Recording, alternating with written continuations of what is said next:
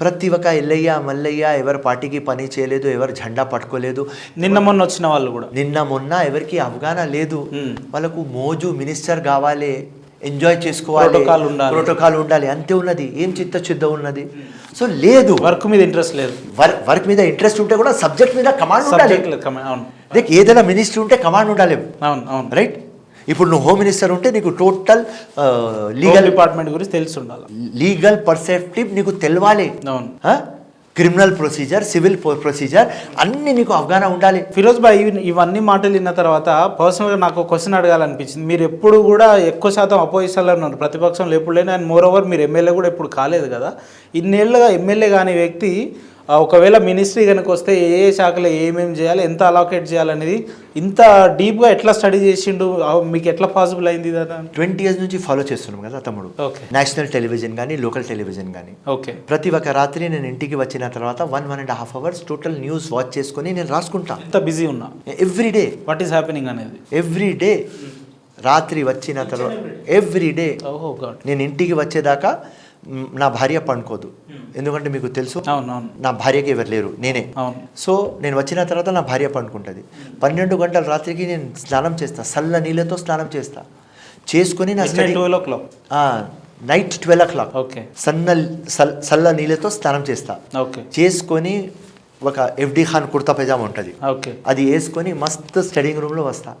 Green tea చేసుకొని national television watch చేసుకొని నా పాయింట్లు రాసుకుంటా. స్టేట్ మళ్ళీ తెలంగాణకి వచ్చి నా పాయింట్లు రాసుకుంటా. అన్ని పేపర్లు చూస్తా, ఎవరెవరు అలా ఏమేమి మాట్లాడినారు మొత్తం చూసుకొని నా సమరీ నా బుక్లో రాసుకుంటా.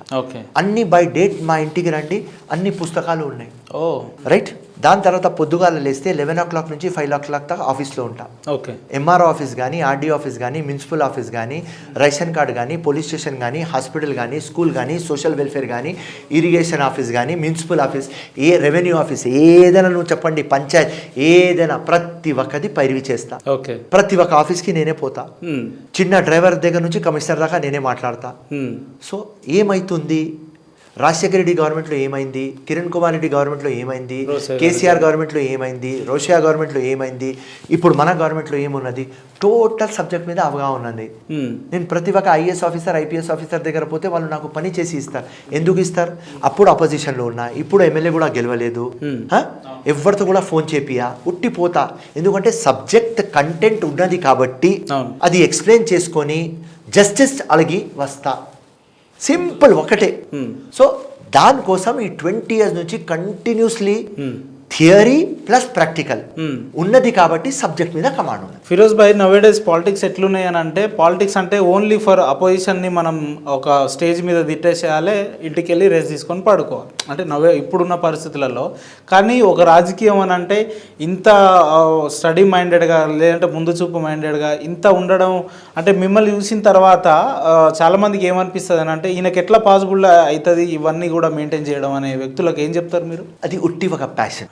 ఆ ప్యాషన్, పాలిటిక్స్ మీద ఉన్న ప్యాషన్, ఆ జిద్దు అండ్ ఏదైనా దాని మీద ఎక్కువ ప్రేమ ఉంటే నిద్ర రాదు తమ్ముడు. నేను పండుకోను. నైట్ 2 o'clock పండుకుంటా, మార్నింగ్ 7 o'clock లేస్తా. 4 hours కంటే ఎక్కువ పండుకోను నేను. మధ్యాహ్నం ఎప్పుడైనా ఈవినింగ్ 5:30, 6 o'clockకి 15 minutes నా కార్లో, బండ్లో పండుకుంటా. లేకపోతే మా ఇంట్లో పండుకుంటా ఒక 15-20 minutes, దానికంటే ఎక్కువ కాదు. 20 minutesలో లేచిపోతా, బ్లాక్ కాఫీ బెల్లం వేసుకొని తాగుతా, మళ్ళీ రీఛార్జ్ అవుతా, మళ్ళీ స్నానం చేస్తా. డేకి మినిమం 3 to 4 times స్నానం చేస్తా.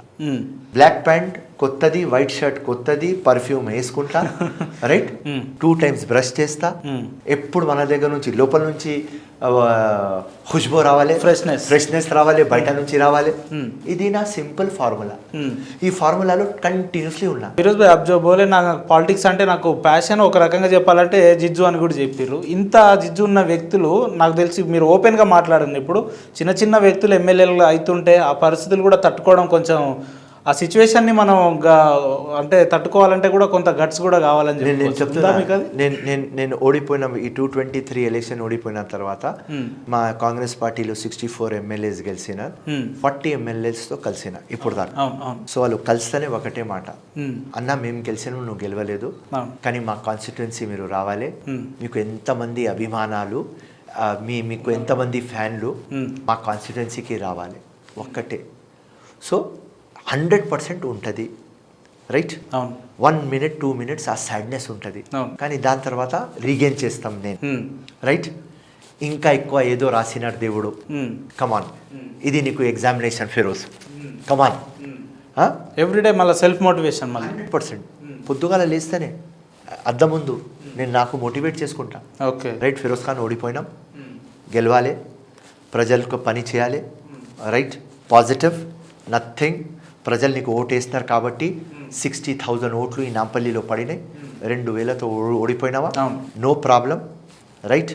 గట్టిగా పని చేయి, దేవుడు ఇస్తాడు, రేవంత్ రెడ్డి ఇస్తాడు, కాంగ్రెస్ పార్టీ ఇస్తుంది. అదే నాకు మోటివేషన్.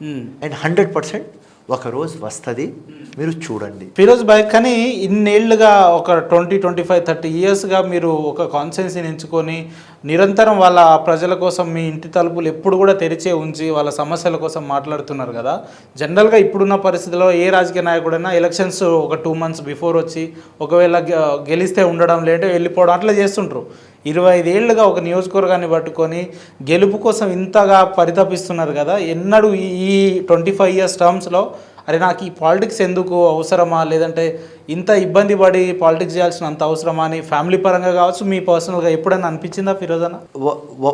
1-2 times ఒక 5-6 monthsలో ఆ థాట్ వస్తుంది, ఓకే. కానీ ఆ డెవలప్మెంట్ చూస్తే, నేను ఫస్ట్ టైం కంటెస్ట్ చేసినప్పుడు ఓట్లు, సెకండ్ టైంలో vote, third time, fourth time, fifth time improvement. Same question నా భార్యకి ఎవరు అడిగినారు, ఓకే, ఫిరోజ్ ఖాన్ ఏం మార్పు తెస్తున్నాడు, గెలుస్తలేడు కదా అని. సో నా భార్య ఏం చెప్పింది అంటే, ఏఎంఐఎం గ్రాంటెడ్గా మేము వచ్చి ఎలక్షన్ గెలుచుకుంటాం అని ఆ గ్రాంటెడ్గా అసదుద్దీన్ వచ్చి ఇక్కడ కూర్చున్నాడు.